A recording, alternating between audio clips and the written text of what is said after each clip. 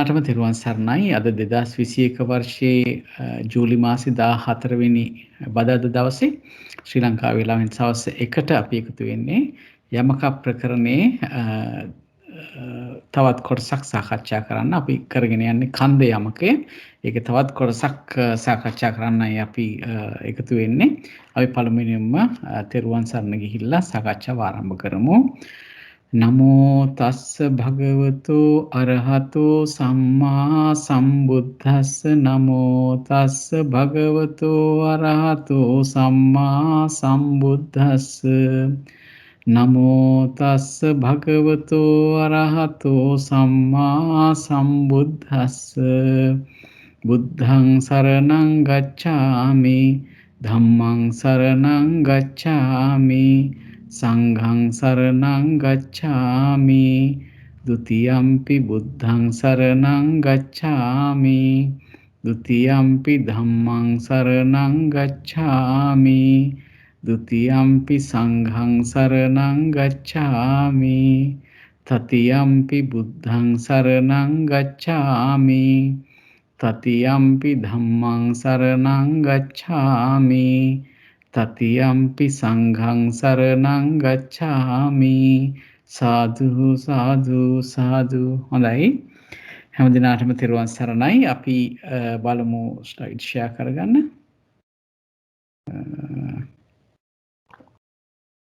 මම හිතනවා ස්ලයිඩ් එක ෂෙයා වෙනවා කියලා. තේනවා ජයන්ත මහත්තයා. විජිත මහත්මියත් ජොයින් වුණා. හොඳයි. මයික්ස් පොඩ්ඩක් බලන්න. විජිත මහත්මියගේත් මයික්ස් පොඩ්ඩක් බලන්න. හොඳයි, අපි අද ජූලි මාසේ 14 වෙනිදා එකතු වෙන්නේ තවත් කොටසක් සාකච්ඡා කරන්න. අපිට සාකච්ඡා කරන්න තියෙන්නේ ප්‍රවෘත්ති නිරෝධ වාරයේ අතීත අනාගත වාරයේ පච්චනීක කොටස. හැබැයි ඊට කලින් අපි ගිය සතියේ කතා කරගත්තා වගේ අපිට හම්බ වෙනවානේ අර ස්ථාන 27ක් ඒ සත්වයන්ගේ එහෙම නැත්නම් මේ යමකයේ තුල විස්තර කරන ස්ථාන 27ක් හම්බ වෙනවා. අන්න ඒ 27 ගැන පොඩ්ඩක් සාකච්ඡා කරලා අපි ඉදිරියට යන්න බලමු. හොඳයි. මේක කොහොමද යවන්නේ? හරි. අන්න මේ ස්ථාන 27 ගන්නකොට අපිට තියෙනවා අසඤ්ඤ සත්ත්‍ය ස්ථාන 4ක්, අරූප ස්ථාන 7ක්, පංචවෝකාර ස්ථාන 6ක්, සුද්ධාවාස ස්ථාන 4ක්. ඊට පස්සේ සීල ස්ථාන හැටියට ගන්න සර්ව ස්ථාන කියලා 2යි, සාධාරණ ස්ථාන කියලා 2කුයි, චතුවෝකාර පංචවෝකාර කියලා ස්ථාන 2කුයි. අපි බලමු එකින් එක කොහොමද විස්තර කරගන්නේ කියලා. දැන් අපි මුලින්ම බලමු අසඤ්ඤ සත්ත්‍ය ස්ථාන 4 ගත්තොත් මුලින්ම තියෙන්නේ අසඤ්ඤ සත්තං uppajjantānaං කියලා. හරි? එතකොට මම යොමුෙන්නම් නීත මහත්මියට. නීත මහත්මිය කියන්නේ අසඤ්ඤ සත්තං uppajjantānaං කියන එකෙන් ඔබතුමී මොනවද හිතන්නේ? ඇයි අපි අසඤ්ඤ සත්තං uppajjantānaං කියලා වෙනම ගන්න එකේ තේරුම?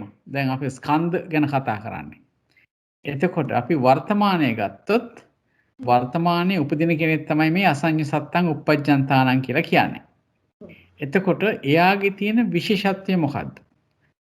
ඒ කියන්නේ එයාට මොන ස්කන්ධද වර්තමානයේ ඇති වෙන්න පුළුවන්නේ මොනවද? එයාට වර්තමානයේ ඇති වෙන්න පුළුවන් රූපස්කන්ධය. හරි. වර්තමානයේ රූපස්කන්ධය ඇති වෙන්න පුළුවන්. හොඳයි. අතීතයේ එයාට මොන විදිහේ ස්කන්ධද ඇති වෙන්න පුළුවන්නේ? හැබැයි අපි දැන් මේ තැන ගැන කතා කරන්නේ නැහැ. අසඤ්ඤ සත්‍යයේ උපදින්නාට දැන් උපදින එකනට අතීතයේ මොන ස්කන්ධද පහළ වෙන්න පුළුවන්කම තියෙන්නේ? අතීතයේ ඕනෑම ස්කන්ධයක් පහළ වෙන්න පුළුවන් ස්කන්ධ පහම පහළ වෙන්න පුළුවන්කම තිබුණා නේද? ඒ කියන්නේ අතීතයේදී එයාට ඉපදුනා සියලු ස්කන්ධ. එයාට අනාගතයේදී ඇති වෙන්න පුළුවන් ස්කන්ධ මොනවාද? ඕනෑම ස්කන්ධයක් ඇති වෙන්න පුළුවන් අනාගතයේදීත්. හරි. එතකොට අසඤ්ඤ සත්‍යයේ උපදින එක්කනට උපදින ස්කන්ධ මොනවද? අසඤ්ඤ සත්‍යයේ උපදින එක්කනට උපදින ස්කන්ධ තමයි රූපස්කන්ධය. රූපස්කන්ධය. බොහොම හොඳයි. එක ස්කන්ධයනේ උපදින්නේ. අසඤ්ඤ සත්‍යයේ උපදින එක්කනට නිරුද්ධ වෙන ස්කන්ධ මොනවාද? රූපස්කන්ධය. අසඤ්ඤයේ උපදින කෙනාට නිරුද්ධ වෙන ස්කන්ධ මොනවද? එක්කෙනාට නිරුද්ධ වෙන්නේ වේදනා ස්කන්ධය නැහැනේ. නිරුද්ධ වෙන්නේ උපදිනකොට කිසිම ස්කන්ධයක් නිරුද්ධ වෙනවද? උපදින එක්කෙනා නිරුද්ධ වෙන්නේ නැහැ නේ මොනවා. හරි. එහෙමනම් අසඤ්ඤ සත්‍ය උපදිනකොට කිසිම ස්කන්ධයක් නිරුද්ධ වෙන්නේ නැහැ නේද? හරි. ඒ ටික දැනගත්තාම අපිට ගොඩක් හොඳයි. හරි? මහත්තයා කිසිම කෙනෙක් පිරිනිවන් පාන්නෙත් නෑ නේද? ඔව් දැන් uppajjantānaං කියන්නේ උපදින එක්කෙනා ගැන කතා කරන්නේ. තාම අපි අනාගතේ පිරිනිවන් කියන්නේ තාම මෙහෙමයි. තාම තැන ගැන කතා කරේ නෑ අපි. අසඤ්ඤ සත්‍ය උපදින කෙනා ගැන කතා කරේ. ඒකෝට ඔය කිව්ව ටික හරි. දැන් ඔබතුමියම කියන්න නීත මහත්මිය අසඤ්ඤ සත්‍යයේ තත්ත කියනකොට මොකද්ද අසඤ්ඤ සත්‍යයේ තියෙන විශේෂ ලක්ෂණ? අසඤ්ඤ සත්‍යයේ තියෙන විශේෂ ලක්ෂණය එහි රූපයක් විතරයි නාමස්කන්ධයක් නෑ අනිත් එක එහිදි පිරිනිවන් පාන්න බෑ. ඒ කියන්නේ අසඤ්ඤ සත්‍යයේ අතීතයේ තිබුණු ස්කන්ධ මොනවද? අතීතයේ තිබුණේ රූපස්කන්ධය විතරයි. ඒකත් හරි. අනාගතයේ තියෙන්නේ? අනාගතයේ තියෙන්නේ රූපස්කන්ධය විතරයි. එහෙමනම් අතීතයේදී මොන ස්කන්ධයේද එතන නිරුද්ධ වුනේ? අතීතයේදී එතන නිරුද්ධ වුනේ රූපස්කන්ධය. අතීතයේදී එතන ඉපදුනේ? අතීතයේදී එතන ඉපදුනේ රූපස්කන්ධය. රූපස්කන්ධය. අනාගතයේදීත් එහෙමයි නේ. අනාගතයේ එතන උපදින්නේ රූපස්කන්ධය. අනාගතයේදී නිරුද්ධ වෙන්නේත් රූපස්කන්ධය.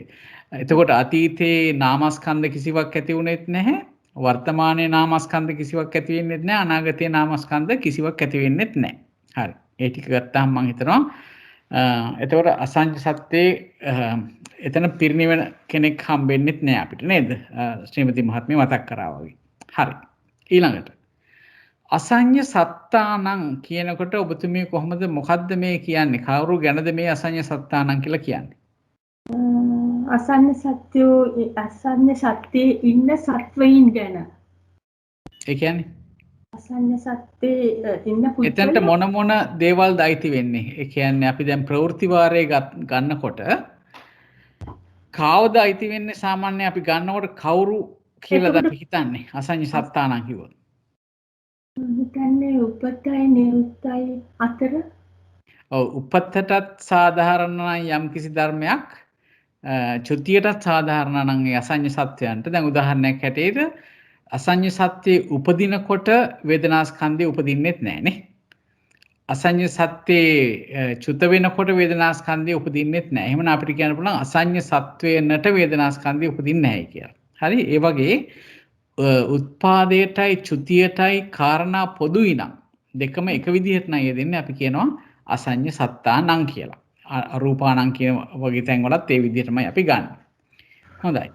ඊළඟට කියන්නේ අසඤ්ඤ සත්තා චවන්තානං කියන එකෙන් මොනවද හිතන්නේ? ඇයි අපි අසඤ්ඤ සත්තා චවන්තානං කියන පුද්ගලයාගේ තියෙන විශේෂත්වය මොනවද? මොනවද තියෙන යාට තියෙන ගති ලක්ෂණ?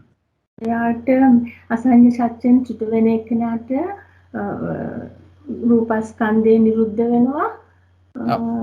නාමස්කන්ධය නැතිව නිරුද්ධ වෙන දෙයක් නැහැ. කිසිම නාමස්කන්ධයක් නිරුද්ධ වෙන්නේ නැහැ නේද? අසංජ සත්‍යයේ චුත වෙනකොට. හරි. එයාට අසංජ සත්‍යයේ චුත වෙන අයට අතීතයේ ඇතිවෙච්ච ස්කන්ධ මොනවද?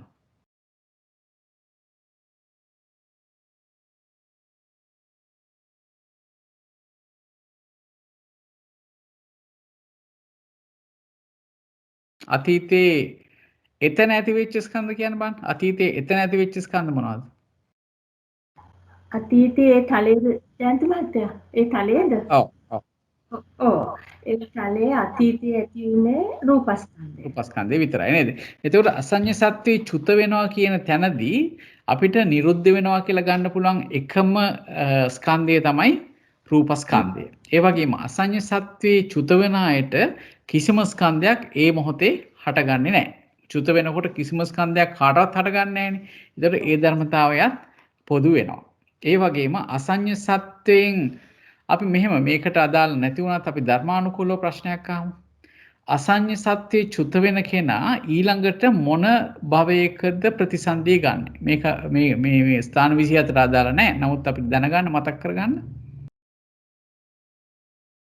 එයා අර ඉස්සෙල්ලා මේ අසන්න සත්‍යයට එන්නේ ඉස්සෙල්ලා ඒ ගත්ත අරමුණ අනුව භවයක උප්පත්තිය ගන්නවා. මං හිතනවා එතනදී මංගල මහත්තයාට උදව් කරන්න වැරද්දක් කරනවා නම් මං හිතනවා එයාට කාම භවයේ ප්‍රතිසන්දියක් තමයි හම්බ වෙන්නේ. ඒක හරිය නේද මංගල මහත්තයා? පාට මතකත් නැහැ හරියට මේකද කියලා. ඔව්. උඩ නම් යන්න බෑ පහළ තමයි යන්නේ. ඒක තමයි. බොහෝ විට මට හම්බෙච්ච කරුණ අනුව නම් පංචවෝකාරයේ ප්‍රතිසන්දියක් තමයි යාට හම්බෙන කාම සුගති ප්‍රතිසන්දියක්. එයා කෙලින්ම අපායට යන්නේත් නැහැ. කාම සුගති පංචවෝකාර ප්‍රතිසන්දියක් පංචවෝකාර කිව්වම මෙහෙමයි. කාම සුගතිය තමයි උපදින්නේ කියන එක. අපි ඒක පොඩ්ඩක් ශ්‍රීමති මහත්මියට මතකද ඒක? ඒ කිව්ව මහත්තයා අසඤ්ඤ සත්‍යයෙන් චුත වෙන කෙනෙක්ගේ ඊළඟ භවය.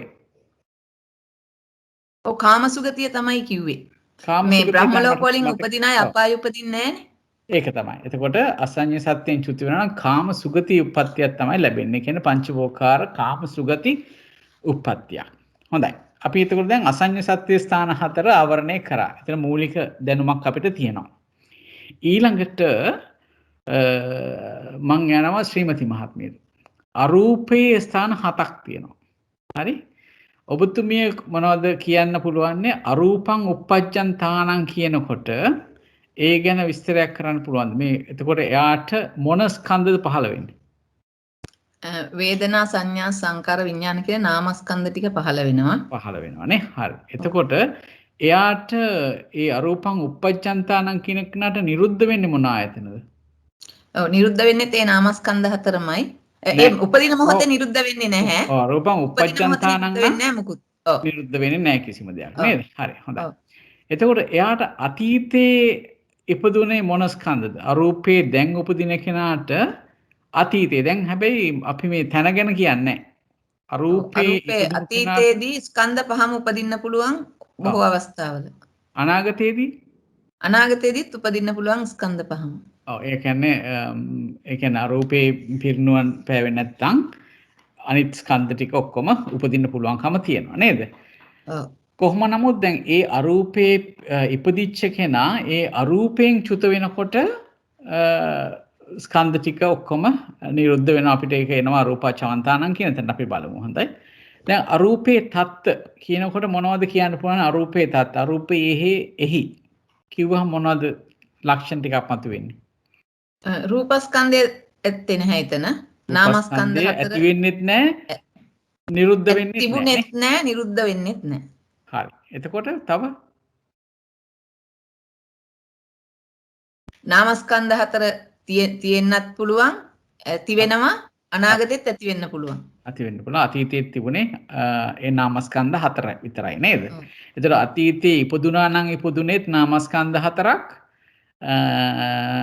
අනාගතයේ උපදිනවා නම් ඒත් නාමස්කන්ධ හතරක්. වර්තමානයේ උපදිනවා නම් ඒත් නාමස්කන්ධ හතරක්. එතකොට නිරුද්ධ වෙනවා නම් ඒත් ඒ වගේ නේද? අරූපේත් නිරුද්ධ වුණේ අතීතයේදී නාමස්කන්ධ හතරක්. වර්තමානයේත් නිරුද්ධ වෙන්නේ නාමස්කන්ධ හතරක්.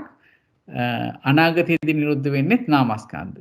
දැන් මේ අසඤ්ඤ සත්‍යේ අරූපේ කියලා ගන්නකොට අපි නිකන් හිතමු ඒකේ උපදින කට්ටියක් ඉන්නවා. දැන් මේ වෙලාව ගත්තොත් අරූපේ ගත්තොත් මේ වෙලාවේ මේ මොහොතේ උපදින බ්‍රහ්මයොත් ඉන්නවා. ඒ වගේම චුතවන බ්‍රහ්මයොත් ඉන්නවා. හරි ඒක නිසා එතන උපදින චුතවන ඒ පුද්ගලයා උපදින චුත වෙන තැනක් හැටියට තමයි අපිට සලකන්න වෙන්නේ. එතකොට ඒ පුද්ගලයා උපදිනවා චුත වෙනවා කියනකොට ඒ ස්කන්ධවල හට ගැනීමුත් තියෙනවා. ස්කන්ධවල භංගයකුත් නැත්නම් චුත වීමකුත් නිරුද්ධ වීමකුත් තියෙනවා. චුත වෙනවා කියන්නේ නැහැ අපි ස්කන්ධ නිරුද්ධ වීමකුත් තියෙනවා. ඒ වගේ තමයි. ඊට පස්සේ අරූපානං කියලා කියන තැනදී අපි කොයි විදිහටද හිතන්න ඕනේ? අරූපානං කියනකොට එතන ගත්ත හැකි අරූපේ දැන් ජීවත් වෙමින් ඉන්න අය ඔව් මම කැමති ඇත්තටම ඒක අර්ථ දක්වන්න මෙහෙම. මේ යමකේ තුලදී අපි අරූපාණං කියන්නේ කියනකොට මොනවද අපි සලකන දේවල් කියලා කිව්වොත් එහෙම? අරූපාණං කිව්වොත් රූපස්කන්ධය නැති නාමස්කන්ධ හතර තියෙන බ්‍රහ්මය. මම හිතන්නේ මෙහෙමත් එකක් තියෙනවා. දැන් අරූපාණං කියලා යෙදෙන්නකොට අපි උපත්යේ බලන්නේ කොයි ධර්මද? උපත්යේ චුතියයි අතරේ. අන්න හරි. ඒක අපි බලනවා උප්පත්ති අවස්ථාවේකදී යම් කිසි දෙයක් පිළිබඳව කියන දෙයක් චුත වෙන අවස්ථාවේදී ඒ දේ හා සමානයි නම් අපි කියනවා අරූපාණං අසඤ්ඤ සත්තානම් පංචවෝකාරාණං කියලා කියන්නේම අපි උපතටත් චුතියටත් ප්‍රතිසන්දියටත් චුතියටත් ධර්ම සමාන නම් අපි කියනවා අරූපාණං කියලා. දැන් උදාහරණයකට ගත්තොත් අරූපාණං කියලා කොට අපිට කියන්න පුළුවන් රූපක්ඛන්தோ න නිරුජ්ජිස්සති නැත්නම් න උප්පජ්ජිස්සති ඒ වගේ කියන්න පුළුවන්. හරි එතකොට එතන උපතටත් ඒක හරියනවා චුතියටත් හරියනවා. අන්න ඒ වගේ අවස්ථාවලදී අපි කියනවා අරූපාණං කියලා. එතකොට ඒ අරූපාණං කියන එකේ විශේෂම ලක්ෂණය ඒක තමයි. ඔබ කියන්නේ ඉපදින එක්කෙනා ගත්තත් එයාටත් ඒක සාධාරණයි. යමේ කියන්නේ දේ. චුත වෙන එක්කෙනා ගත්තත් චුත වෙන එක්කෙනාටත් ඒ ධර්ම සාධාරණයි. එහෙමනම් අපි අරූපාණං කියන වචනේ පාවිච්චි කරනවා. හොඳයි. ඊළඟට අරූපා චවන්තාණං කියනකොට මොනවද කියන්න පුළුවන්? රූපා චවන්තාණං කියනකොට එතන නාමස්කන්ධවත් රූපස්කන්ධවත් උපදින මොහොතක් නෙමෙයි. නාමස්කන්ධ ටික නැති වෙන නිරුද්ධ වෙන අවස්ථාව. නිරුද්ධ වෙන අවස්ථාව. හරි. එතකොට නාමස්කන්ධ ටික නිරුද්ධ වෙනවානේ. ඒක තමයි මූලික වශයෙන් මේ අරූපයෙන් චුතවන්නන් කිව්වහම අපිට හිතා ගන්න තියෙන ඒක සියලුම ස්කන්ධ කියන්නේ නාමස්කන්ධ නිරුද්ධ වෙනවා. හැබැයි රූපස්කන්ධය නිරුද්ධ වෙන්නේ නැහැ කියන එකත් මතක තියාගන්න වෙනවා. මොකද රූපස්කන්ධයක් තිබුණොත් නිරුද්ධ වෙන්නේ. ඇති වුණොත් තමයි යම් දෙයක් නිරුද්ධ වෙන්නේ. එහෙමනම් රූපස්කන්ධය නිරුද්ධ වෙන තැනක් නෙවෙයි. නමුත් නාමස්කන්ධ නිරුද්ධ වෙන තැනක්. ඒ වගේම කිසිම ස්කන්ධයක් හට නොගන්න පුද්ගලයෙක් තමයි මේ අරූපා චවන්තාණං කියන පුද්ගලයා. හරි. ඊළඟට අරූපේ පච්චිම භවිකාණං කියනකොට මොකක්ද අපිට තේරුම් ගන්න වෙන්නේ? එතකොට අරූපේ පච්චිම භවිකාණං කියන්නේ අරූපේ පහළ වෙලා ඒ අරූපේදීම පිරිනිවන් පාන අය.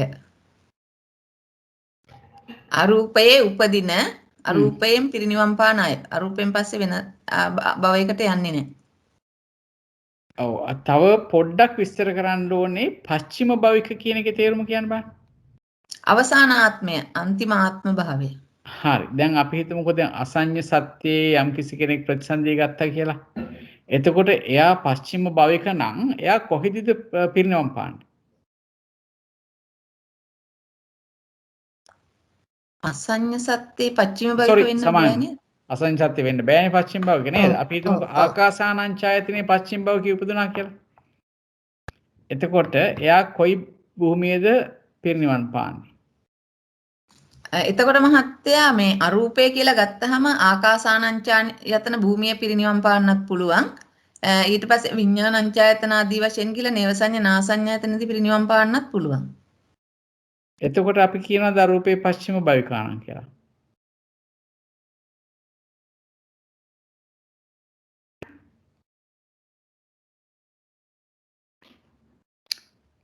අරූපය කියලා කිව්වම පොදු නැද්ද මහත්තයා? මට හිතෙන්නේ පොදු නැහැ කියලා. එහෙම දැක්කද පොතේ? පස්චිම භවික කියන්නේම අරූපේ ඉපදෙන භූමියේම අපි හිතමුකෝ ආකාසානං ඡායතනේ ඉපදුනා නම් ආකාසාඤ්ඤායතනේම පිරිනිවන් පානවා. එයාට තමයි අරූපේ පස්චිම භවිකයා කියන්නේ. මොකද පස්චිම භවිකයාගේ කියන්න බලන්න වෙනසක් පිරිනිවෙන එක්කනාගේ පස්චිම භවිකයාගේ වෙනස මොකක්ද?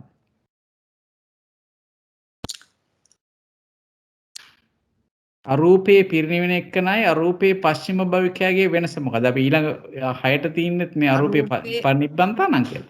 මොකක්ද මේ දෙන්නගේ තියෙන වෙනස? පස්චිම භවික කියන්නේ අවසාන ආත්ම භාවය. පිරිනිවෙන කියනකොට පිරිනිවෙමින් ඉන්න. ඔව් දැන් අපි ස්කන්ධ උපදින නැති වෙන ආකාරය බැලුවොත් මොකද්ද වෙනස? මට හිතෙන හැටි කියන්නේ පස්චිම භවිකානම් uppajjantāනම් කිව්වොත් පස්චිම භවිකව උපදින්නවා. පස්චිම භවිකානම් කියන එකත් ඒ අදහසද? පශ්චිම භවිකානම්. uppajjantāනම් කිව්වොත් එහෙම තිබුණා නේද අපිට? ඔව් තිබුණා. තිබුණා.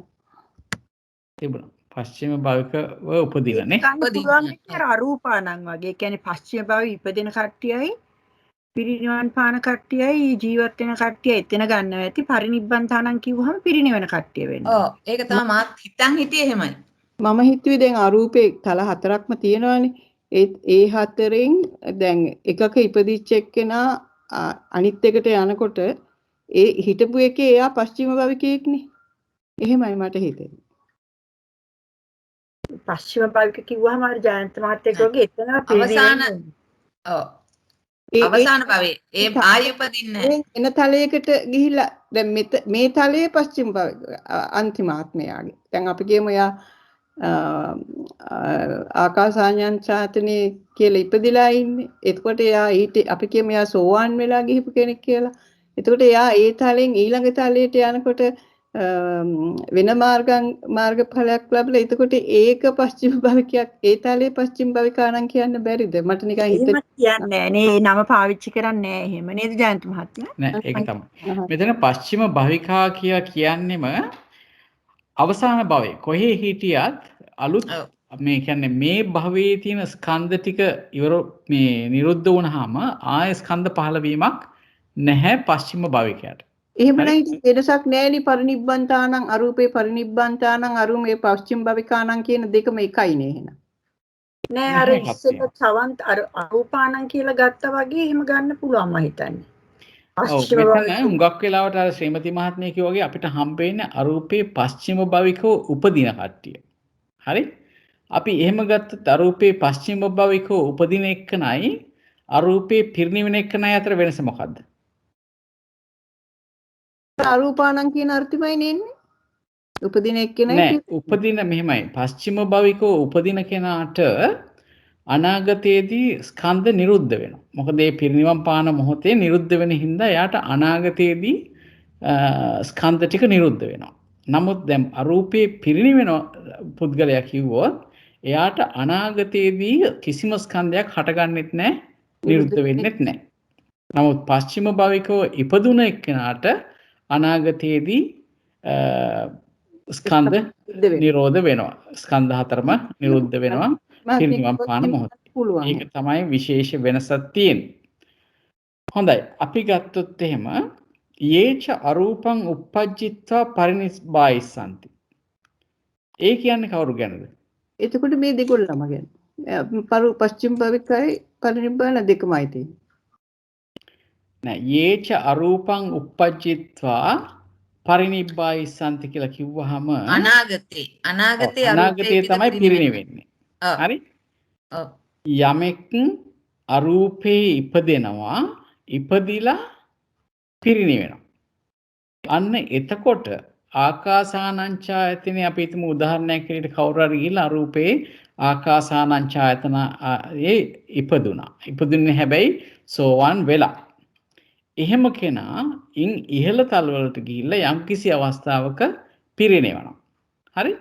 එතකොට එයාගේ තියෙන විශේෂ ලක්ෂණය මොකද්ද? යමෙක් අරූපේ ඉපදිලා පිරිනිවෙනවා අනාගතයේදී. එයාට තියෙන විශේෂ ලක්ෂණය මොකද්ද? එයාට කවදාවත් ස්කන්ධ හටගත්ත එක තලයක ස්කන්ධ උත වෙනකොට ඉන්නේ තව තලයක.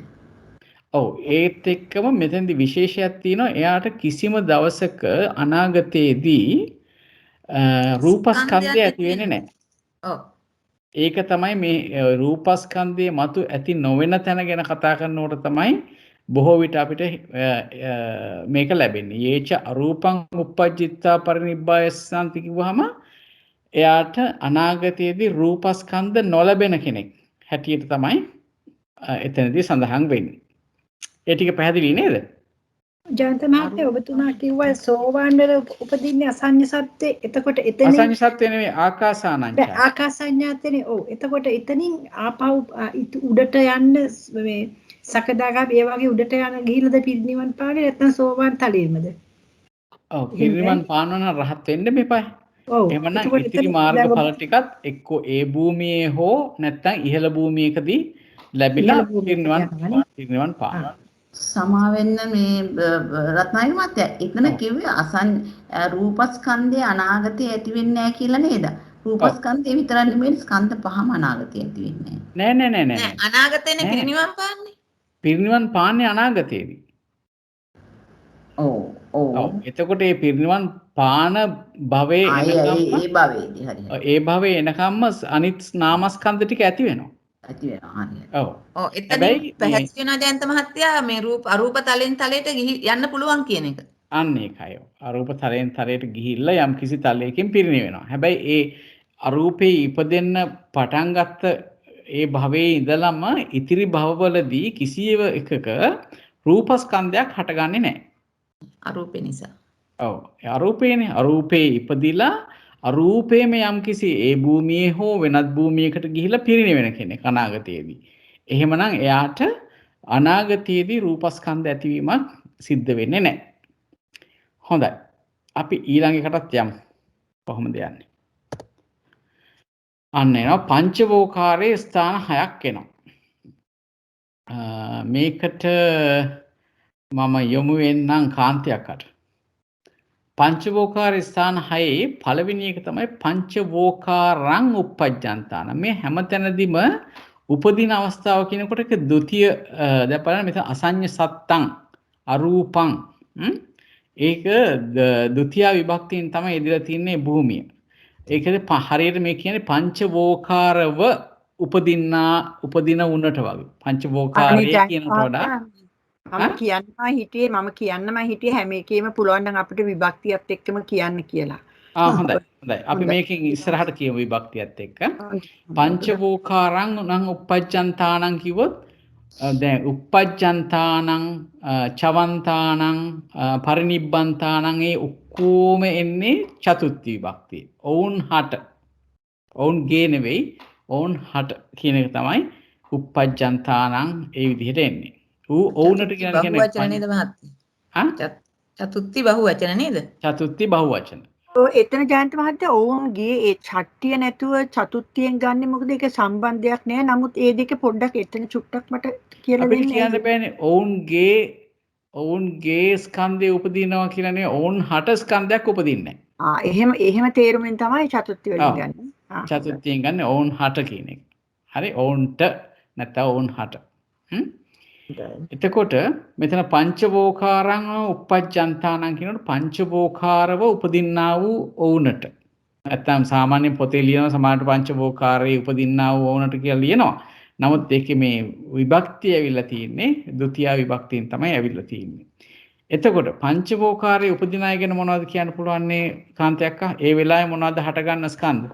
ස්කන්ධ පහම හට ගන්නවා. පංච කියන්නේ පහම හට ගන්නවා. ඒ කියන්නේ පංචවෝකාර කියන්නේ වෝකාර කියලා කියන්නේම ස්කන්ධ.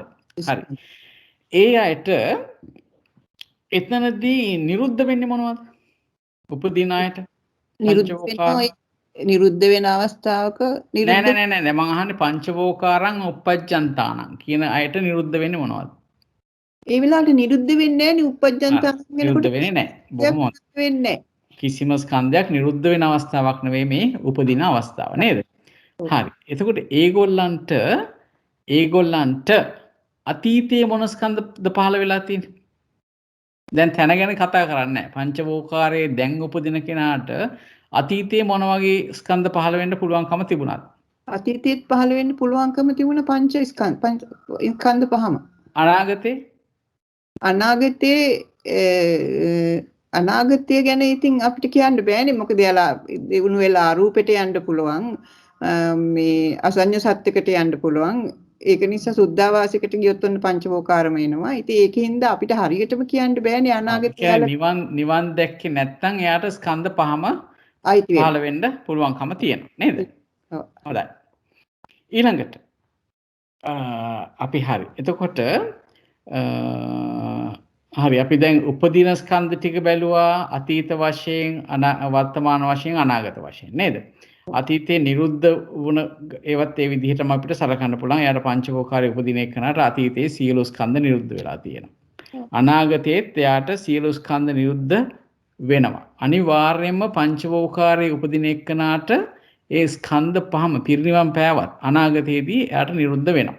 හරි? ඊළඟට කියන්න බලන්න පංචවෝකාරයේ තත්ත කියන එකෙන් මොනවද තේරුම් ගන්න කියලා?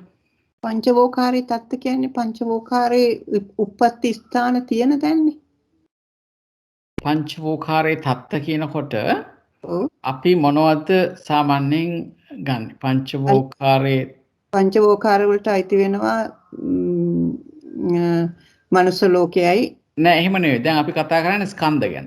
පංචවෝකාරයේ තත්ත කියලා අපිට යමක හම්බ වෙනවනේ. පහම තියෙනවා.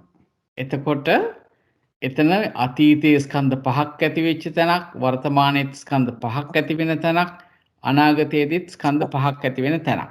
ඒ වගේම වර්තමානයේ ස්කන්ධ නිරුද්ධ වෙන තැනක්ද? නිරුද්ධ වෙන තැනක්. හට ගන්න තැනක් නිරුද්ධ වෙන තැනක්. මොකද පංචවෝකාරය ගත්තාම ඒ සත්‍යයන් ඉපදෙනවා, මැරෙනවා, ඇති වෙනවා. ඒ දේ සිද්ධ වීගෙන යන තැනක් තමයි මේ භූමියක් තමයි මේ පංචවෝකාරය කියලා කියන්නේ. එහෙමනම් ඒකේ ස්කන්ධ නිරුද්ධත් වෙනවා, ස්කන්ධ උපදිනවා නේද? අපිට ඒක පුද්ගලයෙක් ගැන වෙනම කියන්නේ නැහැ මේ තත්ත්ව පංචවෝකාරයේ තත්ත්ව කියනකොට එතන ඉන්න විශේෂිත වූ පුද්ගලයෙක් ගැන නෙවෙයි කතා කරන්නේ. මේ භූමියේ ස්කන්ධවල පහළ වීම නිරුද්ධ වීම කොයි විදිහට සාමාන්‍යයෙන් සිද්ධ වෙන්නේ කියන එක තමයි අපි එතන ගන්න. හරි. පංචවෝකාරා නම් කියනකොට එතන කියනකොට එන්නේ උපතයි චුතවීම දෙකම කියන අර්ථය තියෙනවා නම් එතන පංචවෝකාරාණං කියලා තමයි අරන් වෙනවා නේද? ඒ කියන්නේ උපදින පුද්ගලයාටත් චුතවන පුද්ගලයාටත් ඒ ධර්මයේ එක විදිහට නම් යෙදෙන්නේ සමාන ධර්මතාවයේ පංචවෝකාරාණං කියලා කියන්න පුළුවන්. හරි. එතකොට අපිට කියන්න පුළුවන් පංචවෝකාරාණං කියලා කියන්නේ අන්න ඒ අවස්ථාවලදී. ඊට පස්සේ පංචවෝකාරා චවන්තාණං කියන එකේ තේරුම මොකද්ද? ඒ කියන්නේ පංචවෝකාරයෙන් චුතවන්නන. හරි. එතකොට පංචවෝකාරා කියලා කිව්වේ මොන විභක්තියෙන්ද? කාරා කිව්වහම පංචවෝ සප්තමීද? පංචමි. අපි පුරිස සද්දේ වර්ණගනකොට කොහොමද කියේ?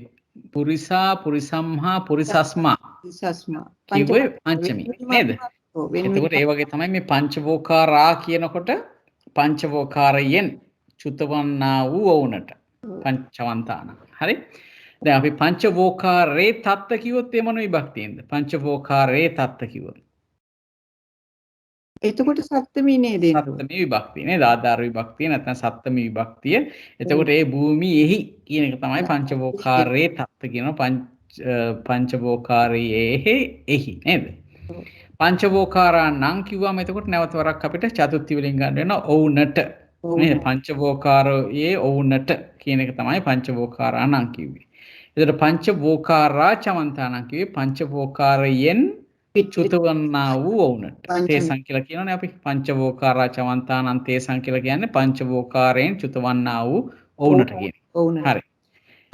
එතකොට මොකද්ද විශේෂ ලක්ෂණේ පංචවෝකාරයෙන් චුතවන අය ගැන කියන්න පුළුවන්? ස්කන්ධ පැත්තෙන් බැලුවම. ස්කන්ධ පැත්තෙන් චුත වෙන මොහොතේ ස්කන්ධ පහම නිරුද්ධ වෙනවා. පහම නිරුද්ධ වෙනවා. බොහොම හොඳයි. ඒක තමයි මූලික වශයෙන්ම අපිට ගන්න ඕනේ. චුත වෙනකොට ස්කන්ධ සියල්ලම නිරුද්ධ වෙනවා. කිසිම දෙයක් උපදින අවස්ථාවක්ද කිසිම ස්කන්ධයක්? නැහැ. හරි. ඒක තමයි මූලික වශයෙන්ම ගන්න ඕනේ. හොඳයි. ඊළඟට පංචවෝකාරයේ පච්චිම භවිකාණ කියනකොට මොකද්ද ගන්න වෙන්නේ අපිට? ඒ කියන්නේ පංචවෝකාරයේ ඉපදිලා තවත් පංචවෝකාරයවත් ඉපදින්නේ නැති අය. පච්චිම භවිකාණ. අවසාන භවයේ නේද? පංචවෝකාරයේ තියෙන අවසානම භවයේ සාමාන්‍ය අපි ඉපදින එක්කෙනා තමයි ගන්නෙ. පංචවෝකාරයේ පස්චිම භවිකව ඉපදෙනකොට එයාට අනාගතයේදී කිසිම ස්කන්ධයක් හටගන්නේ නැහැ. හැබැයි අනාගතයේදී ස්කන්ධ නිරුද්ධ වෙනවා. ඒක තමයි විශේෂයෙන්ම ගන්න ඕනේ පංචවෝකාරයේ පස්චිම භවික උපදින එක්කනාගේ තියෙන ලක්ෂණයක් තමයි එයා පිරිනිවන් පානකොට සියලු ස්කන්ධ නිරුද්ධ වෙනවා. නමුත් මතු භවයකදී අනාගතයේදී ස්කන්ධ හට ගැනීමක් සිද්ධ වෙන්නේ නැහැ. ඊළඟට පංචවෝකාරයේ පරිනිබ්බන්තානම් කියන එකේ එතකොට තේරුම මොකද්ද? ඒකත් පංචවෝකාරී පරිනිබ්බන් තානං වෙනකොට එයාටත් අර ඉපදෙන අවස්ථාවේ වෙච්ච ස්කන්ධ පහ විතරයි මේ පරිනිර්වාණයටපත් වෙනකොට ස්කන්ධ පහම නිරුද්ධ වෙනවා. ආය එයාට අනාගතයේදී කිසි දෙයක් නිරුද්ධ වෙන්නේ නැහැ. නමුත් ඒ පරිනිබ්බන් තානං කියනකොට ඒ පිරිනිවෙන කෙනා ගැන කතා කරන්නේ. එයාට එතකොට ඒ ස්කන්ධ ටික වර්තමානයේ නිරුද්ධ වෙනවා නේද? වෙනවා. හරි. ඒක බොහොම එතකොට කියන්න ඕනේ එතකොට කියන්න ඕනේ දැන් මේ භවයේ ඉපදිලා මේ භවයේම පරිනිර්වාණය වෙනකොට අපි කිට කියන්න බෑ අනාගතය කියලා. එතකොට කියන්න ඕනේ ඉන්න භවයේම වර්තමානෙම නිරුද්ධ වෙනවා කියලාද කියන්න ඕන ස්කන්ධ. ඔව් දැන් මෙහෙමයි පංචවෝකාරයේ පරිනිබ්බන්තානං කියලා කියන්නේ මේ වර්තමානයේ පිරිනිවන් පාන පුද්ගලයෙක් තමයි මේ අපි කතා කරන්නේ. ඔව් දැන් එයා ඒ පිරිනිවන් පාන පුජ්‍යලයා අපි කියමු දැන් ඉපදිලා අවුරුදු 100ක් විතර කිව්වම අපි හිතනවානේ දැන් ඉපදිච්ච වෙලාව වර්තමානයේ පැවතීමයි ඊට පස්සේ පරිනිර්වාණය වෙන්නේ ගොඩක් පස්සේ කියලා. එතකොට අපිට එතෙන්දි ගන්න බෑ අනාගතයි කියලා. එතෙන්දිත් අපි ගන්න ඕන පරිනිබ්බන්තානං වුණොත් වෙන කෙනෙක් නම් ඉපදිලා ඉන්නේ එයා ගැන කියනකොට අපි ගන්න ඕන වර්තමානයේම ස්කන්ධ පහම නැති පරිනිබ්බාණය වෙනකොට නැති වෙනවා කියලානේ. ඔව් මේ කතා කරන්නේම මේ පිරිනිවෙමින් පවතින පුද්ගලෙක්. කියන්නේ මේ පිරිනිවෙන ඒ කියන්නේ රහතන් වහන්සේගේ චුතිසිතක ඉන්න රහතන් වහන්සේ ගැන තමයි මෙතන කතා කරන්නේ. අපි යස්ස කියලා කිව්වොත් එතන කතා කරන්නේම චුතිසිතේ භංගක්ෂණේ ඉන්න රහතන් වහන්සේ ගැන තමයි මේ කතා කරන්නේ. එතකොට ගන්න බෑනේ අනාගතයක් කියලා. කිසිම දෙයක් අනාගතයක් ගැන ගන්න බෑ. ගන්න බෑ. තේරුණා ඒක. බොහොම පිං. බොහොම පිං. හොඳයි. දැන් අපි ලක්ෂ්මී මහත්මියට යමු. දැන් මහත්තයා පොඩ්ඩක් සමා වෙනවද? මේ අපි ලක්ෂ්මී මහත්මියටත් ඕන කිව්ව නිසා රෙකෝඩ් වෙන නිසා මේක විභක්ති ටිකක් කියාගෙන යන්න මේ උපකාර වෙන්නේ.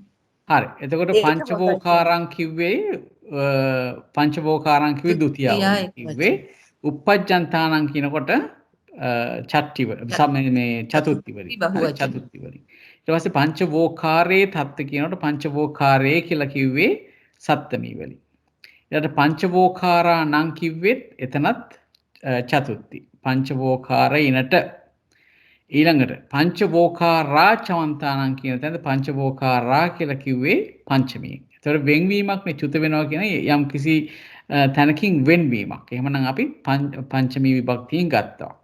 ඊට පස්සේ පංචවෝකාරේ පච්චිම භවිකාන. ආපෝ පංචවෝකාරේ කියලා හම්බ වුණානේ. ඒ කියන්නේම සප්තමී වල සප්තමී විභක්තියෙන් තමයි භූමියේහි වෙන දෙයක් ගැන කතා කරන්නේ. පංචවෝකාරයේහි පස්චිම භවිකව ඉපදින අයට කියන තමයි සාමාන්‍යයෙන් අපි ගන්න. එතකොට පංචවෝකාරය කියලා නැවතත් ආව එතනත් සප්තමී විභක්තියේ පරිනිබ්බන්තානං කිව්වොත් පිරිනිවෙන්නා වුණට එහෙමනම් එතන චතුත්ථ විභක්තියෙන් පරිනිබ්බන්තානං පංචවෝකාරය කියන එක සප්තමී විභක්තිය. හොඳයි.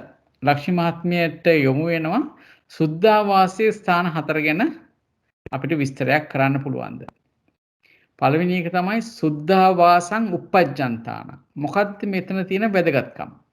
මොකද්ද විශේෂයෙන් බලන්න ඕනේ? සුද්ධාවාසයේ උපදින උන්නට. ඔව් එතෙන්දී වෙන්නේ එතෙන්දී ස්කන්ධ පහක් හට ගන්නවා. ස්කන්ධ පහක් හට ගන්නවා. පහම හට ගන්නවා. පහක් නෙවෙයි පහම නේද? සුද්ධාවාසයේ උපදින අවස්ථාවේදී ස්කන්ධ පහම හට ගන්නවා. එතකොට ඒක තමයි විශේෂ අවස්ථාව. හරි? එයාට විශේෂ අවස්ථාව වෙන සුද්ධාවාසයේ උපදින කෙනාට ස්කන්ධ පහ මොකද මේක පංචවෝකාර භූමියක් නේද? ඒකේ වෙනස තියෙන්නේ මෙතනට කවුද මේ උපදින්නේ ඇත්තටම? මෙතන ගිහින් කවුද මෙතන උපදින්නේ? මෙතන උපදින්න පුළුවන් අනාගාමී වහන්සේලා පමණයි. අනාගාමී ආර්යයන් වහන්සේලාට පමණයි සුද්ධාවාසයේ උපදින්න පුළුවන්. හරි. එහෙමනම් ඒ අවස්ථාවේදී ස්කන්ධ පහම ඇති වෙනවා නේද? එතකොට ඉතින් ඒ ආර්යයන් වහන්සේලාට අතීතයේ නොයෙකුත් විදිහට පංචවෝකාර, චතුවෝකාර, ඒකවෝකාර ආදී පව කරගෙන ඇවිල්ලා මෙතනදී ඇති වෙනවා මේ පංචස්කන්ධ නැත්නම් පංචවෝකාර නැත්නම් ස්කන්ධ පහම මෙතන ඇති වෙනවා. හරි අතීතයේදීත් ස්කන්ධ පහම නොයෙකුත් තැන්වල ඇති වෙන්න පුළුවන් නේද? පංචවෝකාරයේ ඉපදිච්චම ස්කන්ධ පහක් ඇති වෙන්න පුළුවන්.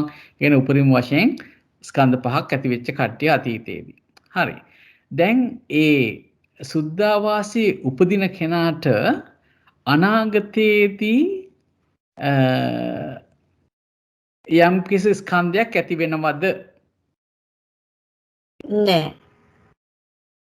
අනාගතේ මෙහිමයි දැන් ඒ තලේ නම් දැන් ඒ තලයේම පිරිණිවුනේ නැත්තම් නැත්තම් වෙන තලයක හට ගන්නවා ඒ ස්කන්ධ පහම. වෙන තලයක හට ගන්න පුළුවන් නේද? හරි. ඔව්. ඊළඟට කියන්න ඒ සුද්ධාවාසයේ උපදින කෙනාට නිරුද්ධ වෙන්නේ මොනවද? උපදින කෙනාට නිරුද්ධ වෙන්නේ නැහැ ස්කන්ධ. හරි. එතකොට ඒ උපදින කෙනාට අනාගතයේදී ස්කන්ධ නිරුද්ධ වෙනවද? උපදින කෙනාට අනාගත ස්කන්ධ නිරුද්ධ වෙනවා කියන්නේ ඒ තලයේදීම. ඒ තලයේදීම චුත වෙනකොට හෝ පිරිනිවන් පානකොට ඒ ස්කන්ධ ටික නිරුද්ධ වෙනවා නේද? ඔව්. හරි. ඒ ටික දැනගත්තාම මම හිතන ප්‍රමාණවත්. ඊළඟට සුද්ධාවාසයේ තත්ත. සුද්ධාවාසයේ එහි මොකද්ද විශේෂ දේ? මේක විශේෂම දෙයක්. සුද්ධාවාසයේ තත්ත්ව කිව්වහම එක තලයක එක අවස්ථාවක් කියන්නේ හට ගන්න පුළුවන් උපදින්නේ එක තලයක එක සැරයයි. එක සැරයයි ඉපදෙන්නේ. එහෙමනම් සුද්ධාවාසයේ එහි අතීතයේ කිසියම් ස්කන්ධයක් හටගත්තද? නෑ එතන හටගෙන නෑ එක ස්කන්ධයක්. අන්න හරි. සුද්ධාවාසයේ තත්ත කියලා ගත්තොත් අතීතයේ කිසිම ස්කන්ධයක් හට නොගත්ත දැනක් තමයි සුද්ධාවාසයේ තත්ත කියලා ගන්නවට ගන්න අපි. මොකද සුද්ධාවාසයේ එහි කියලා ගත්තාම අපි හිතුවොත් එහෙම අවිහ අතප්ප සුදස්ස සුදස්සී යකනිට්ටක කියන භූමි පහක් තියෙනවා. ඒ ඕනෑම භූමියක යම් කෙනෙක් ඉපදිනවා නම් ඉපදෙන්නේ එකම එක පාරක්. ඒක නිසා ඒ සුද්ධාවාසවල අතීතයේ ඉපදුනා කියලා කියන්න පුළුවන් කමක් නැහැ. එහෙනම් අතීතයේ කිසිම ස්කන්ධයක් පහළ වෙලා නැහැ. ඒ වගේම සුද්ධාවාසයේ තත්ත කිව්වහම අනාගතයේ කිසිම ස්කන්ධයක් පහළ වෙන්න පුළුවන්ද? බෑ එතන බෑ. මොකද එකම තලයේ දෙපාරක් මේ ප්‍රතිසන්දිය ගන්න නැති හින්දා සුද්ධාවාසයේ අනාගතයේදී කිසිම ස්කන්ධයක් පහළ වෙන්න බෑ. හරි? ඊළඟට ඒ වගේම සුද්ධාවාසයේ තත්ත කියනකොට අපිට මේ දෙක තමයි විශේෂයෙන්ම මේ තේරුම් ගන්න වෙන්නේ. හුඟක් තැන්වල යෙදෙන්නේ විදිහටයි. ඊට පස්සේ සුද්ධාවාසා නම් කිව්වොත් කොයි විදිහටද අපිට කියන්න පුළුවන්? ඒතර කියන්න පුළුවන් තල පහේම උපදින අනාගාමීන් වහන්සේලා කියන්නත් පුළුවන් මේ පිරිනිවන රහතන් වහන්සේලා ගැන කියන්නත් පුළුවන්. ඔව් සුද්ධාවාසා නම් කියලා යෙදෙන්නෙම ප්‍රතිසන්දියේදී තත්වයක් චුතියේදී නැත්නම් පිරිනිවෙනකොට තත්වයක් සමානයි නම් අපි කියනවා සුද්ධාවාසා නම් කියලා නේද? අපි මේ බලමු මේ සමහර යෙදීම් කොහොමද යෙදලා තින්නේ කියලාත් අපි පස්සේ වෙලාවක බලමු. දැන් මේක කතා කරාට පස්සේ පසුව දවසක හෝ අපි එක පොඩ්ඩක් බලමු. ඔව්. හොඳයි. ඊළඟ අවස්ථාව සුද්ධාවාසයේ පරිනිබ්බන්තාන. මොකද්ද මෙතනදී විශේෂත්වය? මෙතනදී විශේෂත්වය ඒ වර්තමානයේදී මොකද්ද වෙන්නේ? වර්තමානයේදී නිරුද්ධ වෙනවා ස්කන්ධ සියල්ලම. ස්කන්ධ සියල්ලම නිරුද්ධ වෙනවා. එයාට අතීතයේ හටගත්තු ස්කන්ධ අතීතයේ එතන මොකද වුනේ තත්ත්වය? එතන අතීතයේ හටගත්තා. අතීතයේ හටගත්තා. මොකද සුද්ධාවාසයේ පිරිනිවෙන කනාට ඒ භවයේ උප්පත්තිය ගත්තාම මේ පිරිනිවෙන අවස්ථාවට අතීතයි. හරි? එහෙමනම් පිරිනිවෙන කෙනාට එතන සියලු ස්කන්ධ පහළ වුණා. ඒ උපදින අවස්ථාව වෙනකොට නේද? ඒ කියන්නේ පිරිනිවෙන කෙනාට අතීතයේ එතන ස්කන්ධ ඇති වුණාද කියලා හෙවොත් ඔව් කියන්න වෙනවා. හැබැයි අනාගතයේදී ස්කන්ධ ඇති වෙනවද කියලා හෙවොත් කොහොමත්ම ඔව් කියන්න වෙන්නේ බෑ නේද? හරි. ඒක තමයි. එතකොට අනාගතයේදී ස්කන්ධ ඇති වෙන්නේත් නැහැ, අනාගතයේදී ස්කන්ධ නිරුද්ධ වෙන්නේත් නැහැ. ওই ටික තමයි එතකොට සුද්ධාවාසයේ ස්ථාන 4 කියලා කියන්නේ. එතකොට සුද්ධාවාසං කියලා කිව්වේ ဒုတိ ය විභක්තියෙන්, උප්පජ්ජන්තානං කිව්වේ අපි චතුර්ථි හැටියට විස්තර කරගත්තේ. ඊළඟ සුද්ධාවාසයේ කිව්වම සප්තමි විභක්තියෙන් නැත්නම් ආධාර විභක්තියෙන්. සුද්ධාවාසානං කිව්වොත් ඒත් චතුර්ථි විභක්තියෙන්. ඊපස්සේ සුද්ධාවාසයේ කිව්වහම සප්තමි නැවතත්, පරිනිබ්බන්තානං කිව්වම චතුර්ථ විභක්තිය. ගොඩක් පින්ජාන. මේ සුද්ධාවාසානං කිව්වහම මේ පංචමී විභක්තියනේ බහු වචනනේ. දැන් අපි බැලුවොත් එහෙම සුද්ධාවාසානං කියන දැන් අපිට ගන්න පුළුවන් දැන් උපදින එක්කනටත් අතීතයේ එතන ඇති වෙලා නැහැ නේ. ස්කන්ධ කිසි දෙයක් ඇති වෙලා නැහැ. පිරිනිවන කෙනාටත් නෑ පිරිනිවන කෙනාට කලින් ඇති වෙනවා කියලා කිව්වනේ නේද? අපි බැලුවොත් එහෙම උපදින එක්කනාටත් අනාගතයේදී ස්කන්ධ හට ගැනීමක් නෑ සුද්ධාවාසයේ. පිරිනිවන එක්කනාටත් අනාගතයේදී නැත්නම් චුත වෙන එක්කනාටත් අනාගතයේදී එතන ස්කන්ධ හට ගැනීමක් නෑ. එහෙමනම් මේ දෙකටම පොදු වෙන අවස්ථාවලදී අපි ගන්නවා සුද්ධාවාසානං කියලා. හරි. එතන විභක්තිය කිව්වේ ඔවුනට කියලා නිකන් එතකොට චතුර්ථීම තමයි ගන්න. ගන්න වෙන්නේ. ඔව්. හරි. හරි. දැන් චන්ද්‍රිකා මහත්මිය සම්බන්ධුන්නේ නැහැ නේද? සම්බන්ධ වෙලා නෑ සම්බන්ධ වෙලා ඉන්න අපිට මුකුත් විස්තර කරේ නැහැ නේද ඔබතුමී? නෑ. හරි. එහෙනම් ඔන්න අවස්ථාව. දැන් මෙතන තියෙනවා සර්ව ස්ථාන දෙකක්. ඊළඟට සාධාරණ ස්ථාන දෙකක් තියෙනවා. තවත් චතුෝකාර පංචෝකාර ස්ථාන දෙකක් තියෙනවා. දැන් චන්ද්‍රිකා මහත්මිය කියන්නේ සබ්බේසං uppajjantānaං කියන එකනාගේ තියෙන විශේෂ ලක්ෂණ මොනවද? මොනවද එයාට ස්කන්ධ පැත්තේ බලනකොට පහළවීමක් සිද්ධ වෙනවා. මොනවද පහළ වෙන්නේ? ස්කන්ධයන්ගේ. ස්කන්ධයන්ගේ පහළවීමක් සිද්ධ වෙනවා නේ. ඔව් ස්කන්ධයන්ගේ පහළ. දැන් අපි හිතුවොත් එහෙම ඔව්. හැබැයි මෙතන මෙහෙම එකක් තියෙනවා.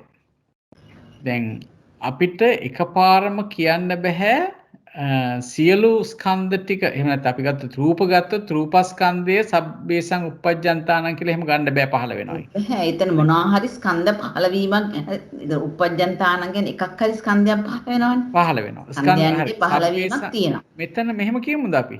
සබ්බේසං uppajjantānaං කියනකොට ගන්න පුළුවන් එක තැනක් තමයි ස්කන්ධවල නිරෝධයක් නැති තැන. හරි නේද? හරි. සබ්බේසං uppajjantānaං කිව්වොත් අපිට කියන්න පුළුවන් මේ කිසිම ස්කන්ධයක් නිරුද්ධ නොවන අය ගැන කතා කරනවා නම් අපිට කෙලින්ම කියන්න පුළුවන් සබ්බේසං uppajjantānaං කියලා නේ. එතන ගන්න බැරි සියලු ස්කන්ධයන්ගේ පහළවීම කියලා ගන්න බැරිද? අපි වෙන වෙනම ස්කන්ධ ගන්නකොට පොඩි ප්‍රශ්නයක් තියෙනවා. මොකද දන්නවද? මොකද හැමෝටම රූපස්කන්ධය පහළ වෙන්නෙත් නැහැ හැමෝටම නාමස්කන්ධය පහළ වෙන්නෙත් නැහැ. ඉතින් ඒක නිසා මෙතන ගන්න ඕන මොකද්ද කිව්වේ ගන්න ඕන? නිරුද්ධ වෙන්නේ නැති තැනක් කියලා. නිරුද්ධ වෙන්නේ නැති කෙනෙක් තැනක් නෙවෙයි. නිරුද්ධ වෙන්නේ නැති ස්කන්ධයෝ නිරුද්ධ වෙන්නේ නැති කෙනෙක් තමයි මේ සබ්බයිසං uppajjantānaං කියලා කියන්නේ. හරි නේද? මහත්තයා යම් කිසි ස්කන්ධයක් උපදින්නෙක් කියලා කියන්න පුළුවන් නේද? ඔව් උපදින්නෙක් කියලා කියන්න පුළුවන්. දැන් යමකේ අපි කොහොමද හොයා ගන්න ඕන? සබ්බේසං uppajjantānaං. එහෙම කිව්වොත් නම් මේ තල තුනටම අයිති වෙන්න ඕනේ නේද? ඒකෝකාර පංචවෝකාර චතුෝකාර. චතුෝකාර තුනටම අයිති වෙනවා නම් අපිට කියන්න වෙන්නේ එකම දේ තමයි විරුද්ධ වෙන්නේ නැහැ. නිරුද්ධ නොවන නිරුද්ධ නොවීමක් ගැන කියනකොට තමයි මේ උපදින්නම් ගැන කියන්න පුළුවන්. ඒකාන්තයෙන්ම තව දැන් ඇද්ද කියලා අපිට පොඩ්ඩක් හොයලා බලන්න පුළුවන්. මට දැන් මතක් වෙන්නේ සබ්බේසං uppajjantānaං කිව්වොත් ස්කන්ධයන් නිරුද්ධ නොවන්නා වූ අය තමයි මේ සබ්බේසං uppajjantānaං කියන්නේ.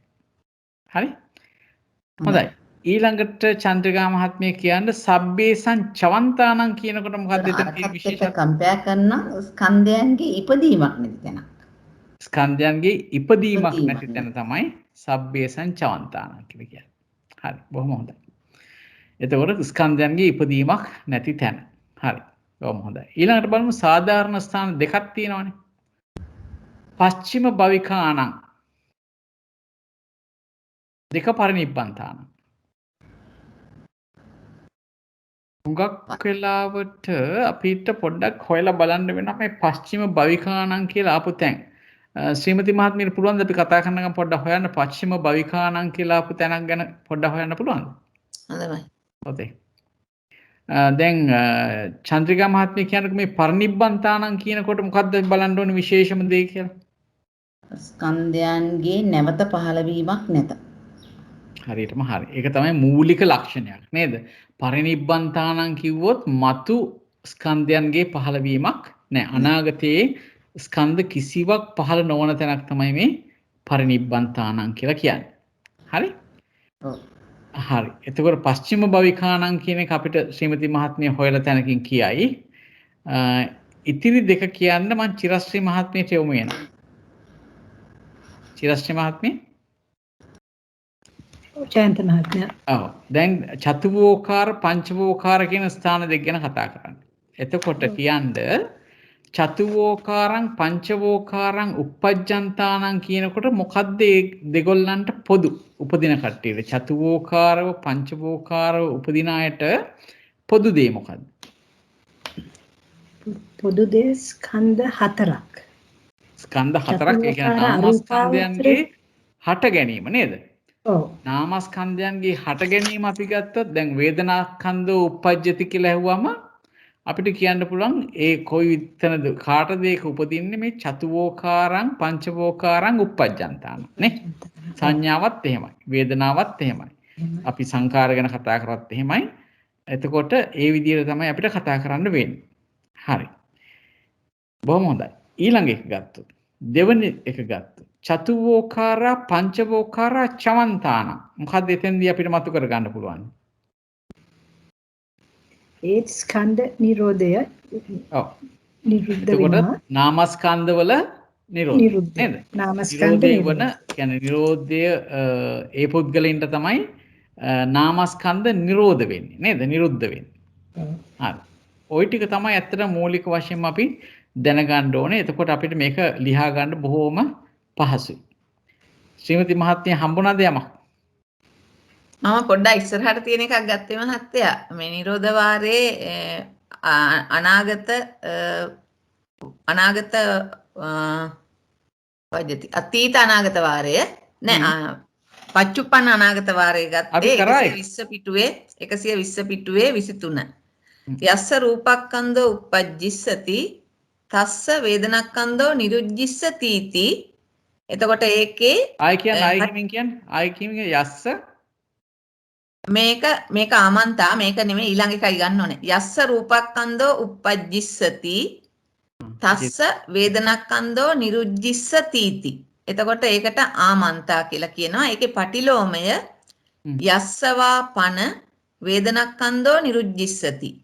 යස්සවා පන වේදනාක්ඛන්தோ නිරුජ්ජිස්සති. ඒ කියන්නේ යමකට අනාගතයේදී වේදනාස්කන්ධය නිරුද්ධ වේද? තස්ස රූපක්ඛන්தோ uppajjissati इति. ඕහට අතීතයේ රූපස්කන්ධය ඉපදුනාද කියලා අහන්න. හරි. එතකොට උත්තර දෙන්නේ කොහොමද? uppajjissati නිරුජ්ජිස්සති මේක දෙකම අනාගත නේද දාලා තියෙන්නේ uppajjissati කියලා. uppajjissati කියුවොත් ඒක අතීත නෙවෙයිද? නෑ uppajjitta නෑ ඒක දෙකම අනාගතේ නං අනාගතනේ. uppajjitta ඒක මහත්තයා දෙකම අනාගත නේද? කොහොමද කියන්නේ අපව කියන්නේ? උපාද නිරෝධ ඒකයි. උපාද නිරෝධ වාරයේ තමයි මම හිතන්නේ එහෙම දෙකම අනාගත වශයෙන් තියෙන්නේ. හරි. උපාද නිරෝධ. හරි. ඔව් දෙකම අනාගත. උපාද නිරෝධ හරි. උපාද නිරෝධ. හරි කියන්නේ එතකොට ඔව් හරි. යස්ස රූපක්ඛන්தோ uppajjissati තස්ස වේදනක්ඛන්தோ නිරුජ්ජිස්සති इति. එතකොට ඒකට උත්තරේ ආමන්තා. රූපස්කන්ධය අනාගතේ උපදීද ඕහට වේදනක්ඛන්ධය නිරුද්ධ වේද අනාගතේ. ආමන්තා. ඊළඟට කියනවා යමෙකුට වනාහි වේදනක්ඛන්தோ නිරුජ්ජිස්සති. අනාගතේ වේදනක්ඛන්ධය නිරුද්ධ වන්නේද ඕහට රූපක්ඛන්தோ uppajjissati इति. වේ රූපස්කන්ධය උපදීද කියලා අහන්න. ඔව් එතකොට යමෙකුට අනාගතේ නිරුද්ධ වෙන කෙනෙකුට ඕහට රූපස්කන්ධය අනාගතේ උපදීද? අනාගතේ වේදනාස්කන්ධය නිරුද්ධ වෙනවා. නෑ කියන තැන අනාගතයේදී වේදනාස්කන්ධය නිරුද්ධ වෙනවා නේද? ඔව්. එයාට අනාගතයේදී රූපස්කන්ධය නිරුද්ධ වෙනවද කියලා අහන්න. ඔව්. හරි. එතකොට කියනවා පච්චිම භවිකානං uppajjantānaං හරි. යේ අරූපං uppajjitva parinibbāyissanti. හරි.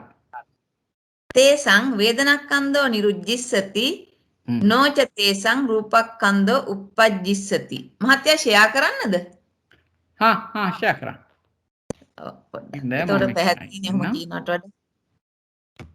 ඒක පොඩ්ඩක් බලමු. ඉන්න මම මෙතනින් අයින් වෙන්න. ඔබතුමීට පුළුවන් ෂෙයා කරන්න ඇතර. තියෙන එකක් හැබැයි අපි ඉදිරියට කරන්න තියෙන එකක් මේක මම පෙරලා තිබුණු නිසා එක ගත්තේ. මෙතන 23. 23 පටිලෝමය. හරි. ආගතේ නේද? ඔව්. උපෙජ්ජිත්වා. එතකොට අපි ඔක කරේ නැද්ද? අපි කරානේ ඔක. ඕක ඉස්සර කරන්න තියෙන්නේ. ඊළඟට දැන් මේ සත්‍යයක ඉරුණාම ඕක කරන්න තියෙන්නේ. උපාද නිරුද්ධ වාරය. හරි කියන්න. යස්ස රූපක්ඛන්தோ uppajjissati තස්ස වේදනක්ඛන්தோ නිරුජ්ජිස්සති इति. ඒක පැහැදිලි නේ. කර්ස් එක ගෙනියන්නකෝ එතන කර්ස් එක ගෙනියන්න. මෙතන 23 හ්ම්. යස්ස රූපක්ඛන්தோ uppajjissati. ඔව්. තස්ස වේදනක්ඛන්தோ නිරුජ්ජිස්සති इति. හ්ම්.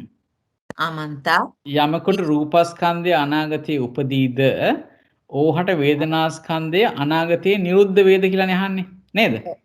එතකොට වේදනාස්කන්ධය නිරුද්ධ වෙනවා නම් වේදනාස්කන්ධයක් මතු උපදින කෙනෙක් වෙන්න එපායි. ඒ කියන්නේ රූපස්කන්ධය අනාගතයේ උපදින කෙනාට වේදනාස්කන්ධයක් අනාගතයේදී උපදිනවද කියලා අපි දන්නවා නම් අපි දන්නවා ඒක නිරුද්ධ වෙනවා කියලා. එයාට කියන්නේ රූපස්කන්ධය අනාගතයේදී උපදිනවා නම් අසඤ්ඤ සත්වයට ගියත් එයාට දිගින් දිගටම ඊට පස්සේ රූපස්කන්ධත් උපදිනවා වේදනාස්කන්ධත් උපදිනවා නේද? ඒකින්ද අපිට එතන කියන්න වෙනවා ඔව් ආමන්තා සංඥා ඒවා නිරුද්ධ වෙනවා. හරි. කියන්න. ඊළඟට ඒකේ පටිලෝමය කියනවා යස්සවා පන වේදනක්ඛන්தோ නිරුජ්ජිස්සති. හරි. යලි යමකුහට අනාගතයේ වේදනාස්කන්ධය නිරුද්ධ වේද තස්ස රූපක්ඛන්தோ uppajjissati इति. ඔව්. ඕහට රූපස්කන්ධය අනාගතයේදී උපදීද කියලා අහන්නේ. දැන් යමෙකුට අනාගතයේදී වේදනාස්කන්ධය නිරුද්ධ වෙනවා ඒක ස්ථිරයි. එයාට රූපස්කන්ධය අනාගතයේදී උපදිනවද කියලා අහන්නේ. අන්න එතකොට කියනවා පස්චිම භවිකානං uppajjantānaං. හරි අපි ඒක විතරක් ගමුකෝ. පස්චිම භවිකානං uppajjantānaං කියන්නේ පස්චිම භවිකව උපදින්න උනට. හරි. එතකොට පස්චිම භවික උපදිනවා කියනකොට ඔන්න රූපස්කන්ධයේ උපදින තැනක් එතන නේද? එයාට රූපස්කන්ධය විතරක් නෙවෙයි මේ එයාට රූප සමාවෙන්න. මේ පස්චිම භවික උපදිනකොට නාම ධර්ම හතර අවම වශයෙන් ඇති වෙනවනේ. එන අරූපේ හතර ඇති වෙන්නත් පුළුවන් පහ ඇති වෙන්නත් පුළුවන්. ඔව් අරූපේ වුණත් මේ පංචවෝකාරේ වුණත් පස්චිම භවික උපදිනකොට මේ පස්චිම භවිකව උපදින්නෙම අරූපේ හෝ පංචවෝකාරේ. ඔව් පස්චිම භවික උපදින්නේ අරූපේ හෝ පංචවෝකාරේ. හරි. ඒ උපදින එක්කනාට වේදනාස්කන්ධය අනාගතයේදී නිරුද්ධ වෙනවානේ. කියන්නේ පංචවෝකාරේ හෝ චතුවෝකාර නැත්නම් අරූපේ ඉපදිනවා කියන්නේම එතනින් ඒ භවයේ කෙලවර වෙනකොට ඒ ස්කන්ධ නිරුද්ධ වෙන්න ඕනේ. ඒකින්ද වේදනාස්කන්ධය අනාගතයේදී නිරුද්ධ වෙනවා. ඒ පිරිනිවන හෝ මේ පිරිනිවන අවස්ථාවේ පස්චිම භවිකන උපදින්න. එතකොට පිරිනිවන අවස්ථාවේදී ඒක නිරුද්ධ වෙනවා. ඊට පස්සේ කියනවා නෝච තේසං රූපක්ඛන්ධ uppajjissati. මොකද එතන පිරිනුවන් පෑවට පස්සේ ආපහු ඒ පිරිනුවන් පාන එක්කනට අනාගතයේදී රූපස්කන්ධයක් උපදින්නේ නැත. ඒක නිසා නෝච තේසං රූපක්ඛන්ධ uppajjissati. ඒක තමයි ගන්න. ඒ කියන්නේ ඇත්තටම බලන්න මේ පස්චිම භවිකෝ පොඩ්ඩක් සමා වෙන්න මහත්තයා. කියන්නේ පොඩ්ඩක් සමා වෙන්න පස්චිම භවිකානං uppajjantānaං වෙන්නත් ඕනේ. යේච අරූපං uppajjitva පරිනිබ්බායිසanti. ඒ අයිට තමයි ඔය කියන්නේ. අරූපේකිද පිරිනිවන් ඒක ගත්තේ නෑ. ඒක අනිත් ඒකට පුද්ගලයෝ දෙන්නෙක් ඉන්නවා. ඒකයි. එක්කෙනෙක් තමයි පස්චිම භවික උපදින කෙනා. ඔව්. අනිත් එක්කනා තමයි මේ යමෙක් ඉන්නම අරූපේ ඉපදිලා අනාගතයේදී පිරිනිවෙනවා. හරි. එයා ආකාසානං ඡායතනේ හරි විඥානං ඡායතනේ හරි ඉපදිලා අනාගතයේදී පිරිනිවෙනවා. ඒ භවයේම නෙවෙයි. එතන පස්චිම භවිකව නෙවෙයි එතන උපදින්නේ. එතන උපදින්නේ සෝවාන් ආර්යයන් වහන්සේ කෙනෙක් හැටියට ඉපදෙනවා. හැබැයි ඒ භවයේම නෙවෙයි, උපදින භවයේම නෙවෙයි, ඊට පසු භවයකදී පිරිනිවන් පාන. අරූපයම. හරි. සෝවාන් වෙලා අරූපයට යන ආර්යයන් වහන්සේ කෙනෙක් නැවතත් කාම භූමියට එන්නේ නැහැ.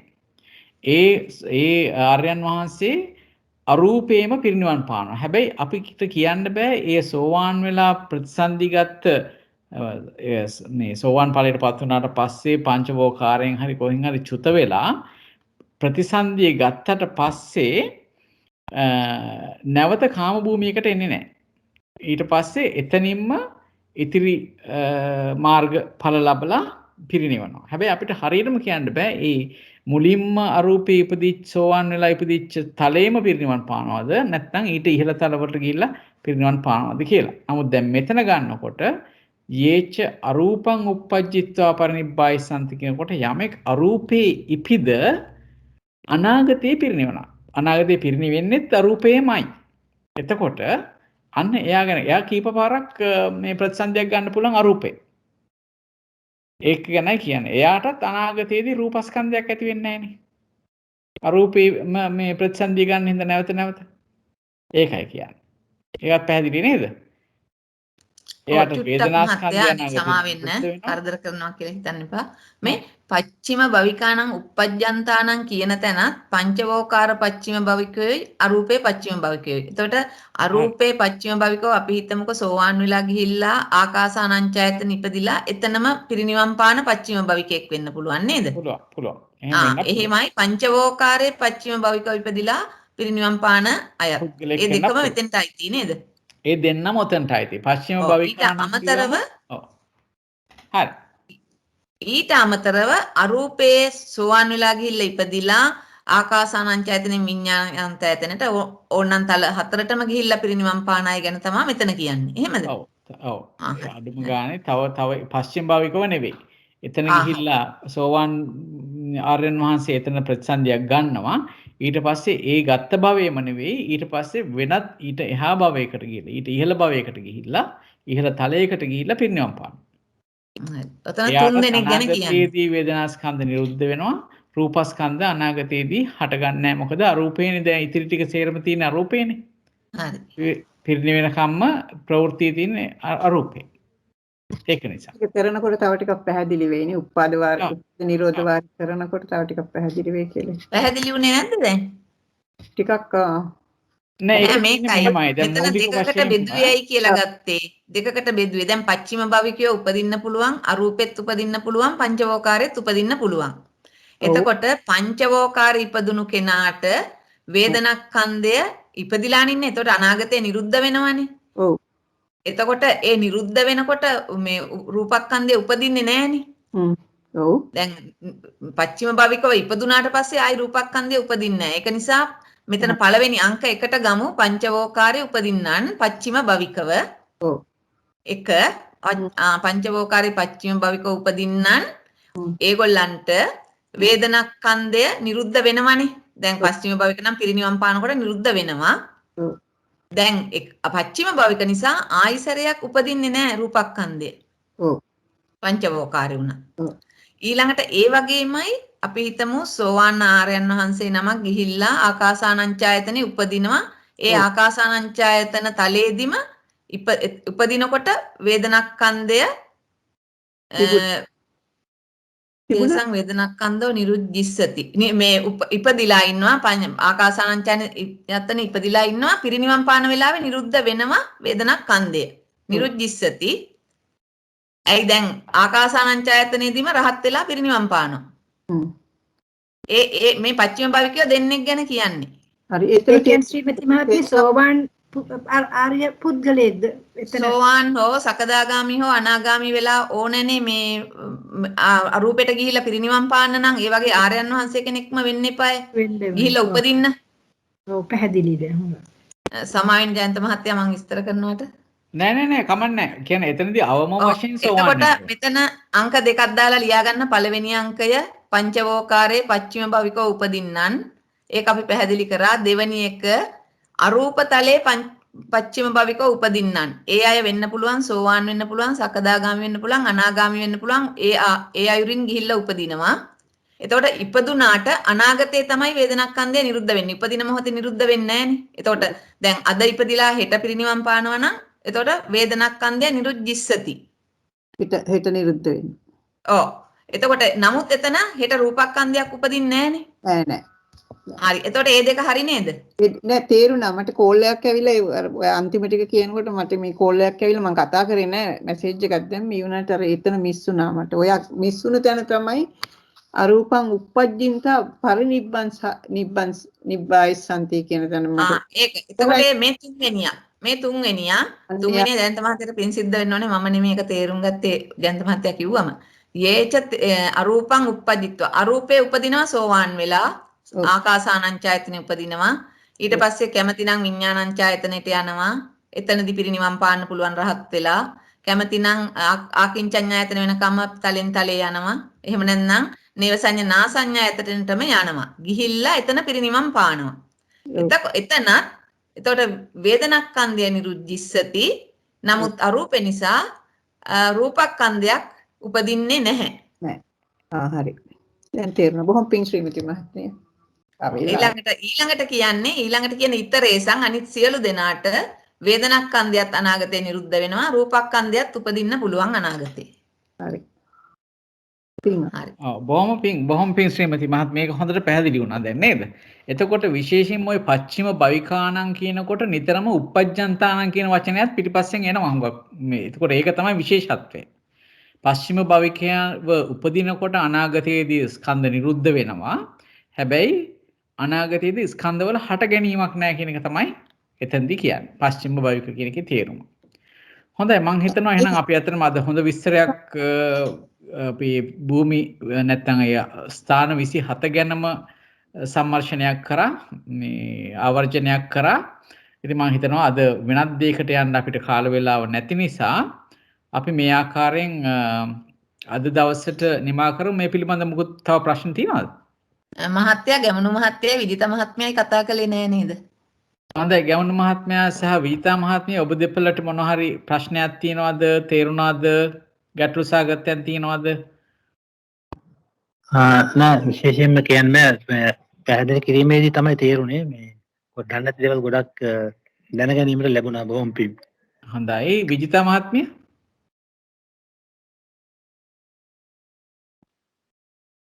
මටත් තේරුණා මේ අරූපේ මේ පස්චිම භවිකානන් ඒකේදී මේ රූපේ නෑනේ.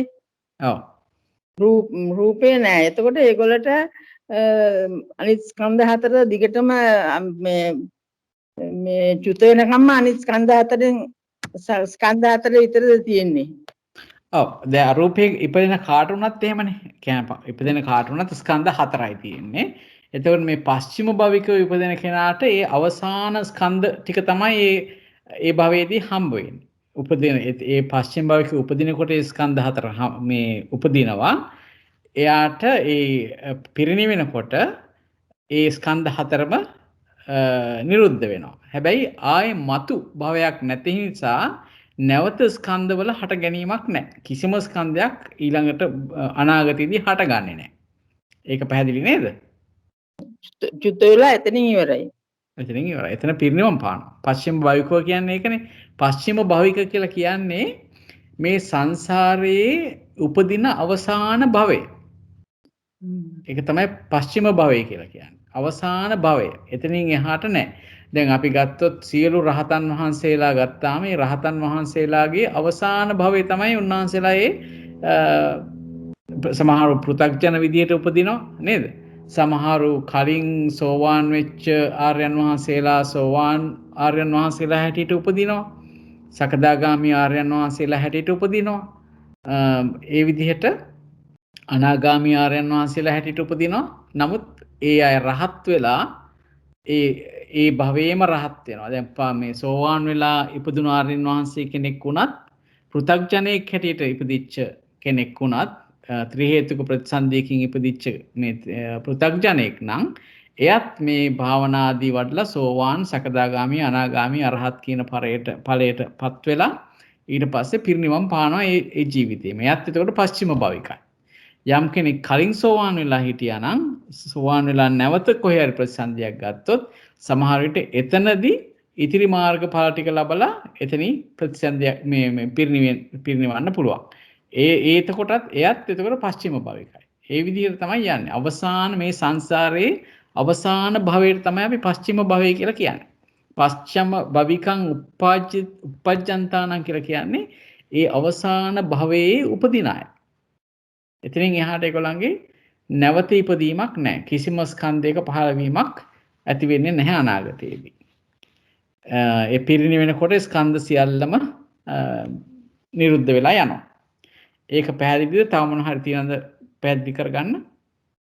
පැහැදිලි දැනට මම ශ්‍රීමති මාතයටත් ගොඩාක් මැතිනියට ගොඩාක් පිං. හොඳයි හොඳයි බොහොම පිං තෙරුවන් සරණයි. මට ප්‍රශ්නයක් කියන්න. කවුද නීතා මහත්මියද? පොඩි ස්තිරස් මහත්මිය. දැන් අරූපෙ ගිහිල්ලා උපදිනවානේ මාර්ගඵලයක් නැති කෙනෙක්. එහෙම කෙනෙක්ගේ තත්ත්වේ දැන් ඒක එයාගේ අනාගතය ගැන කොහොමද හිතන්නේ?